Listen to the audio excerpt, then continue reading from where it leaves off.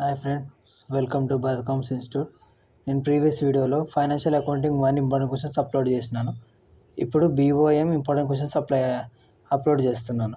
First నుంచి మనకు మొత్తం BOMలో 5 యూనిట్స్ అనమాట. 5 యూనిట్స్లో first one unit 1.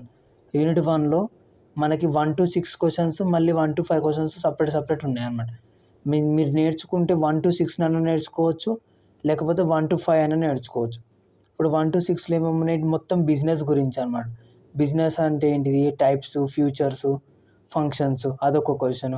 Economic and non economic activities and objectives of business, explain industries and it types, difference between business, industry, trade, commerce, ఇదొక question. Explain social responsibility of business.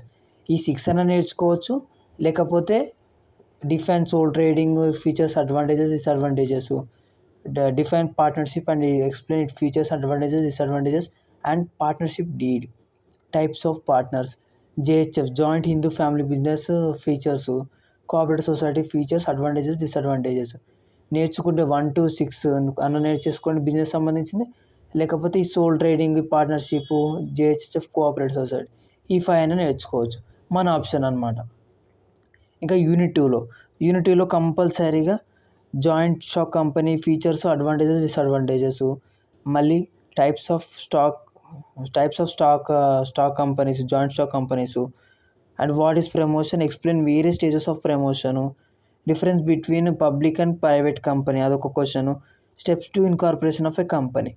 ఈ 5 questions అన్న నేర్చుకోవచ్చు, లేకపోతే ఈ 5 అన్న నేర్చుకోవచ్చు. Explain about MOA and its clauses. Explain about AOA and its content. Difference between MOA and AOA. Explain about capital subscription process of the company. Define prospectus. Explain its content. ఈ 5 అయినా నేర్చుకోవచ్చు, లేకపోతే ప్రీవియస్గా చూపించిన ఆ 5 అయినా నేర్చుకోవచ్చు. Your wish. ఇంకా థర్డ్ యూనిట్లో వచ్చేసి define management and it features. Explain importance of management, explains various level of management, Fayol's principles of management, define scientific management and explains. ఇటు స్టార్ మార్క్స్ పెట్టినవి అనేది చాలా ఇంపార్టెంట్ అనమాట. స్టార్ మార్క్స్ పెట్టినవి మాత్రం ఖచ్చితంగా చూసుకొని వెళ్ళాల్సిందే కోరుతున్నాను.